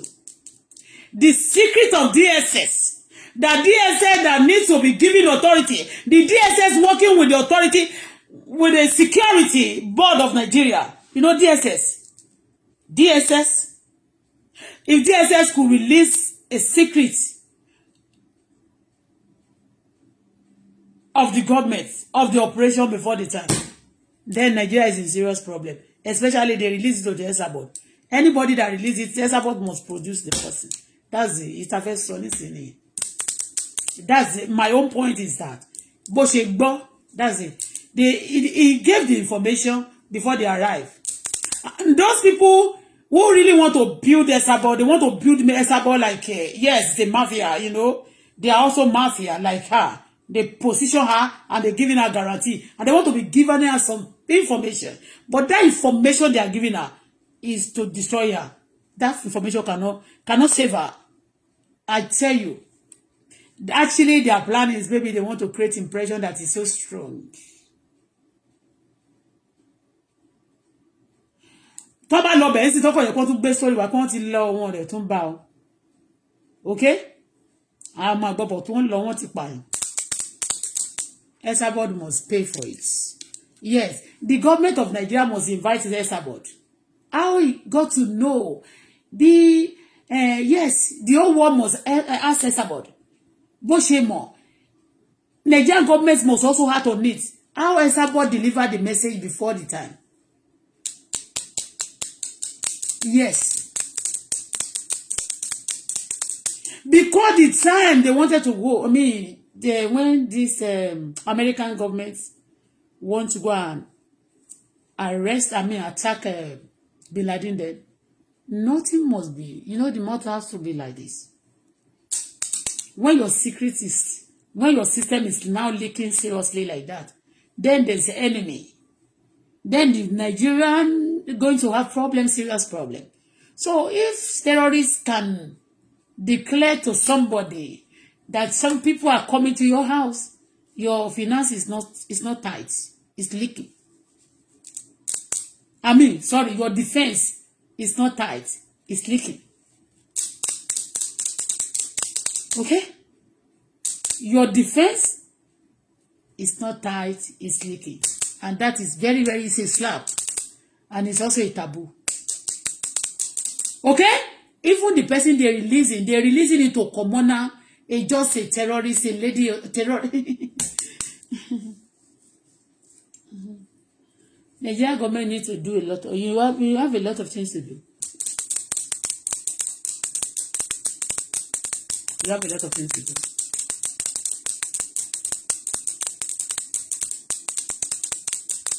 If somebody is being arrested, if they arrest Esabod today, Don't look at her. Every time you are saying terrorists, they should create it, she starts to copy and paste away, can't do those things and be putting there. It's not for anybody. It's like, your phone is big. Your phone, everything about it, you know. They all need the money like this.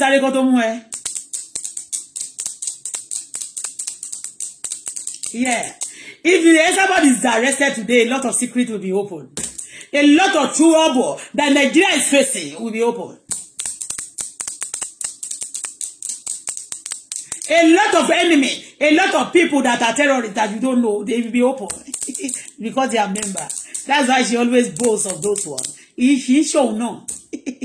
Yeah, if somebody is arrested today, the lot of, and it's not going. Don't believe that you are going to. She's speaking for you. She's not speaking for anybody. Okay. What these people they used to do, they used to pretend when this side is good, they will pretend as if they are there. When this one is not good, they leave it. They go to decide that that's it, just playing like this. Truly, that's a sign of our mafia, evil people. And when he finish you, then he will tell you, Shebo, Ogoni. Yes, Esabod. That's what we want. We need DSS. But let the whole world know how Esabod got to know before they arrive in the house of Sunday Igboho. That's it. Thank you very much.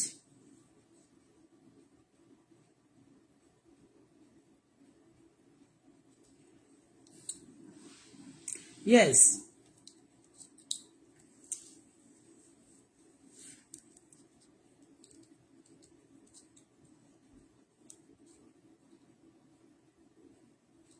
Ta ló sọ pé irọ́ ni kí ni?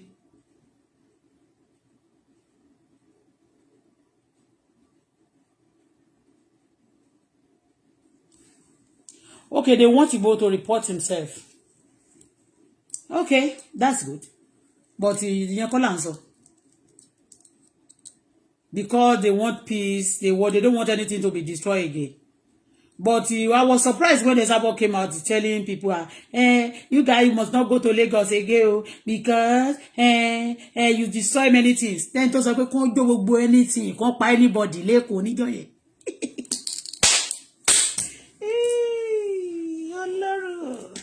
So tẹ́ bá ti dé bí ẹ̀rù máa ń bà yín. Ọ̀tọ̀wọ́lá lè ẹ̀dìmọ́. Ilẹ̀ mọ́ bá olóró ń ta.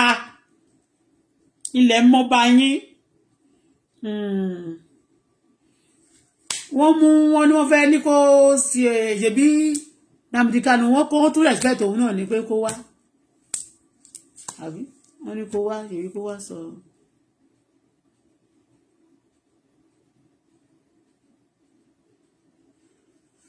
Please don't say rubbish here. Don't say somebody says after Esabod. Who is after Esabod? Esabod is the one that she's after everybody. Doing terrorism. Lẹ́nu ọjọ́ mẹ́ta ó ti mú gbogbo àwọn bàbá yẹn á mú gbogbo wọn olórí kọ́ńkọ́lọ́ onígbàṣe kíní kan ábìlì pé wọn ò lè mú. That's terrorism. Abusive kíní kan lòun kíní kan lòun òun lè go after anybody. Ìwọ báwo? Long time. My sister. Who is that? Thank you. Alaja Ismaila Labo. Thank you.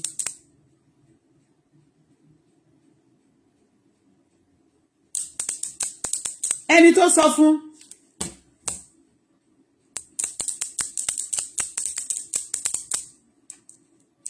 tí Ìgbòho tó bá tí ayé Ìgbòho tó bá bayé ẹ̀jẹ̀ lónìí tó wá ń jẹ bí pé òun ti sọ fún òun ló kó sí lára àwọn tó energize Ìgbòho ni first time tó Ìgbòho lọ síbi bẹ̀rẹ̀ báyìí ó jáde tó di ẹ̀hànà sórí bí ni ìgbà tá jáde pé kò má dá nǹkan tí Ìgbòho máa ṣe bó tún lọ attack àwọn nìkan ẹ rí pé ńgbà tá sọ lé ní no discrimination in Canada kì í ṣe Canada nìkan the whole world tí wọ́n bá ń discriminate ṣé òun máa dúró sí ìlú Dublin bẹ́ẹ̀ tó bá jẹ́ pé bí àwọn Dublin ṣe báyé ara wọn jẹ́ gbọ́n ṣe fún Nàìjíríà yẹn ṣé òun máa lè dúró sí ìlú tó wà yìí.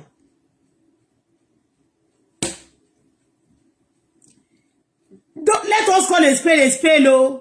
Esabod must be arrested, yo. They must not leave Esabod, yo. àwọn èrò tó wà lábẹ́ gbogbo àwọn tó lọ Amos wọ́n wà àwọn terrorists ní Nàìjíríà tó máa Nàìjíríà jẹ́ wọ́n lè òótọ́ ó ti ẹ̀dá mi lójú Esabod must go for it kò síbi tó lè sá sí àfi tó bá lọ ọ̀run àfi tó bá kú tó bá pokùnso kò síbi tó lè sá sí kò ṣe máa rókú sí but gbogbo ìwà burúkú tó ti ṣe tó máa tún jáde màmá náà máa fi kìnìkan yẹn máa wò báyìí pé ní ìlú tó lọ́ba tó ní olórí Facebook tó ń pa Amẹ́ríkà ló ní Amẹ́ríkà ló máa ṣe Facebook yìí ẹ ṣe o tó 7 la wà that's going to 12 ní Nigerian time Buhari please the whole world FBI UN now they say they attack and they kill fine if you go federal government nobody sue federal government for that but how the Esabod got to know before the DSS attack Sunday Igboho's house then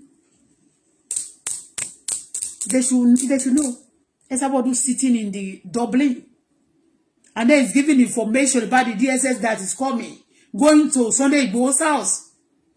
It's suspicious. We said, about this other letter, me, terrorist, but it is a terrorist. Very dangerous. Very dangerous a woman.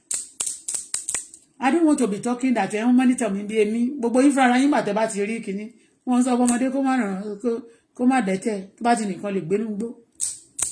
Cook Benua to Bogun in the line.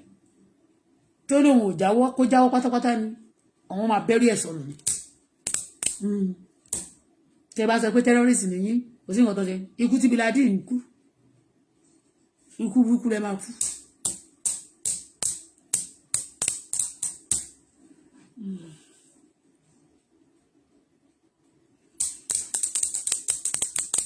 àwọn jáde òun ní connection òun ní kíní kan you got connection ó lè bóòsì kó kan tí ẹ lọ Nàìjíríà ẹni tó bá ti gbọ́n ló máa ń ẹni tí ò gbọ́n ló máa ń gbégun ni ibi tí DSS Nàìjíríà they must not take it lightly o ọkọ̀ dàbí ń jẹ́ náà ni tí wọ́n yọ ṣáàtì Buhari kò lórí Twitter tí wọ́n fi ti dáhùn ti kánú they must not take this one so lightly that the DSS is going to Sunday Igboho's house and Esabod is the first person to say it and he said he called Sunday Igboho also. Nigeria is in so ṣebí mo sọ fún yín jọ́ yẹn pé if you arrest Esabod you will see a lot of Boko Haram you are looking for under Esabod you will now see so you are the one under the black family ẹ má rí wọn ẹ ṣe.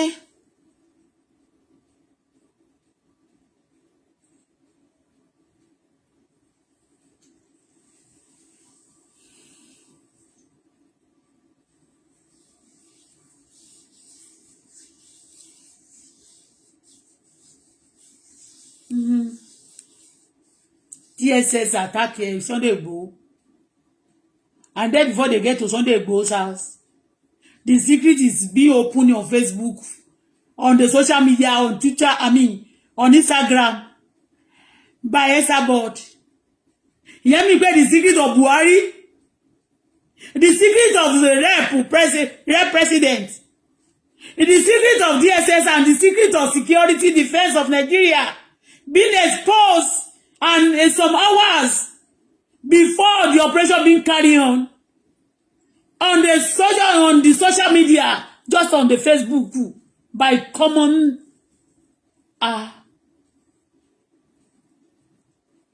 it's a slap, Sao Baba Buhari.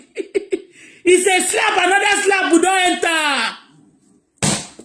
Baba Buhari, you must do something. The whole world must help us, you. Because the way they are wasting life and they are telling them, instigating that 1,000 of Biafra have died, this them die. Ẹnìkan tó kú láti jọ ìgan, ọmọ mi ò fẹ́ sọ tí bá ti fẹ́ sọ̀rọ̀ bàbá mi ò fẹ́ sọ despite pé wọn ò jẹ́ kó bá sọ̀rọ̀ títí ó fi kú. Mi ò fẹ́ sọ despite pé wọn ò jẹ́ kó responsible wọn láti fi 6 years. Mi ò fẹ́ sọ. I know how painful it is for my daughter. Even me, when I lost my father, that I suffer, I know talkless of people, some people have lost a lot of children, and somebody will be still instigating them, go war, go fight, go and kill yourself, you must die, Neo. And when they are fighting finish, then you will tell them, you must pay. But say no to terrorists, please. The whole world help us, yo. Help us, and they don't want peace to reign. I know this, I know that. Everybody, gbogbo àwọn mama, ìyá Rainbow ṣe níjọ́ yẹn, ó ti mú bọ́, ó ti wo bó ṣe rí, ó ti dànù. Ẹ wo ìyá Rainbow, ó ti dànù. Omi ìyá Rainbow kọ́ ló dànù this time around. Ẹ wo ìyá Sogo, ìyá Wẹ̀rọ, àbí ó ti dànù. Ìgbàdàgbànù, Délé Òdùlé, ekiri kan, Délé kò ṣe, Jídé kò sọ́kọ́, ńjọ́ sí ojoṣù ló máa, ó lè jẹ́ kó gorí wo, ó lè jẹ́ kó ṣe léyo. Hey o. Àti ẹ sọ̀rọ̀ yẹn sí. Ó ti yé, a sọ̀rọ̀ but bí defense tó yẹ pé ó mọ̀ pé ẹ̀zálè bí Nnamdi Kanu ṣe ń sọ nìyẹn kan tó sọ̀rọ̀ tán. Honey, look at it. Look at it. Hey, look at it. He have like this. Hey. You want to know what you're saying? It's your turn. Ẹ ṣé o ẹ̀yin olólùfẹ́ tèmi. Ilẹ̀ ti fẹ́ ṣú bí aago 12, aago 7 ti fẹ́ lù. Mo fẹ́ lọ wá nǹkan tí mo fẹ́ lọ sóúnjẹ fún ọmọ mi. Ẹnìkan ní I love your courage. For what? I don't fight. Tokunbo. Do you know how many years? 42.5 going to 3 years I've been on this social media. Kò tí ju 2 months ya. Kò tí poṣù kan tí mo ó máa ń gbé báyìí máa believe pé kò sẹ́ni. Ọlọ́run ló gbé àwa dúró kò ṣe yàn. Pẹ̀lú àwọn èèyàn tó bẹ́ẹ̀ as a team against wa.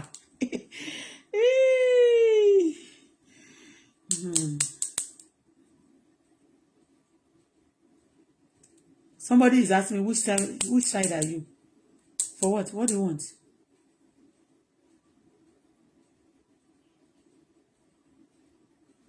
Please, how come lady was also arrested?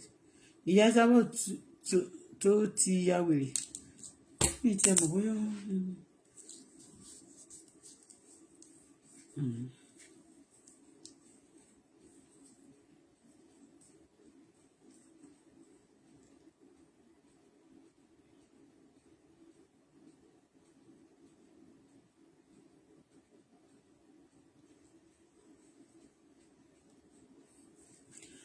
Say no to terrorists.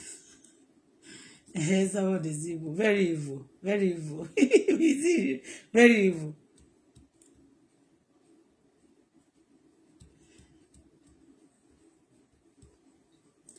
People going after people to destroy people, to kill people, to destroy life, that want blood all the time. Do you think they are normal? They are not. That is what makes them terrorists. You think terrorists is normal? They are not now. And somebody say, how come Lady K was arrested? I don't know. I don't know who you are talking about. I don't know. Mo kàn mọ̀ pé in tí mo kàn sọ nípa Esabod ni pé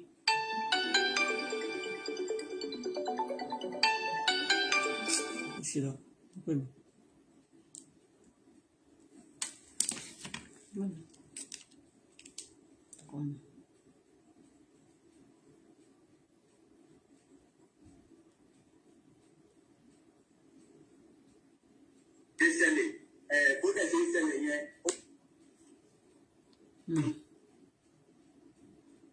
Gbogbo ẹni amani mala ẹni jẹ́ mẹ́ta ó ní ìwọ kìnìkan òkìlẹ tó fẹ́ máa kọlu àwọn àbúrò òun ìwọ MC ìwọ gbádá nígbà tó ti ṣe tán torí kó má bàa dọdẹ wá ṣe bí ipò ń sọpọ́tì Lagos State ipò ń sọpọ́tì àwọn MC ó ti padà síbẹ̀ yẹn ó lè kò sí wọ́n ti rí ẹ already ilẹ̀ ti bá olóró ẹ̀ everybody know you láìpò ò ṣẹlẹ̀ mọ́ kò sí nǹkan tí ó ń jẹ́ láìpò ń bí. Bye bye for now. Èmi Bọ́lá Fọláṣadé màmá wá mi ò ní polówó ọjà nínú àwọn nǹkan báyìí. Má dẹ̀ máa wá. Èmi Bọ́lá Fọláṣadé màmá wá. Má dẹ̀ máa bá wọn olólùfẹ́ mi láyọ̀ àti àlàáfíà. Ẹni tó bá ní má dé ni mi ò ní dé bá o. Ẹni bá pinnu ibi lórí èmi lórí èyí tí mo wí lónìí. Ilẹ̀ gbọ́ o. Ọlọ́run tó dá ayé àti ọ̀run. Wọ́n lè sọ pé Tolúwa ni ilẹ̀ àti ẹ̀kún rẹ̀. Ilẹ̀ wa gbọ́ tí bá ti pàṣẹ. Bíbélì ní èmi ó pàṣẹ. Wọ́n sì gbọ́ ohùn mi. gbogbo ẹnikẹ́ni tó bá tẹ ilẹ̀ tó bá gbógun tì mí tó bá dìde ogun sí mi lórí èyí tí mo wí lónìí o ilẹ̀ má pẹ́ kó gbèjẹ kíákíá ẹni bá gbógun tọmọ mi nítorí èyí tí mo wí lónìí o ilẹ̀ má pẹ́ kó gbẹ̀dá bẹ́ẹ̀ mi ní wéréwéré o ilẹ̀ kó mì wọ́n bẹ́ẹ̀ ni ẹni bá porí mi níbi kí ògiri àlàpà kó ya pa wọ́n kí àrá ọ̀run kó sán pa wọ́n kí ilẹ̀ kó gbé wọn mẹ̀ kí wọ́n gbé wọn gbìbí iṣu kí a fi ẹ̀jẹ̀ wọn ṣòfò ẹni bá gbógun tì mí torí èyí tí mo wí lónìí o ẹni bá pe babaláwo nítorí mi ẹni bá pe àfáà nítorí mi ẹni bá pe wòlíì èké nítorí mi ẹni bá sa iṣẹ́ burúkú ẹni bá ka 7 book of Moses nítorí mi ẹni bá pe ìṣẹ̀dá àtẹ̀mí àtọmọ mi níbi nítorí èyí tí mo wí lónìí o ilẹ̀ kó gbé wọn mì kíákíá ọlọ́run kó fi ikú gbọ́ná ikú wéréwé ikú wàràwàrà ní kó fi pamọ́ dànù máríkà paul sota ó rí bẹ́ẹ̀ o ó sì ti ṣe bẹ́ẹ̀ èmi fẹ́ lóye ṣe lọ máa padà wá láyọ̀ àtàlàfíà ní bá ní má dé ni mi ò ní dé bá o ire gbàngbà báyìí.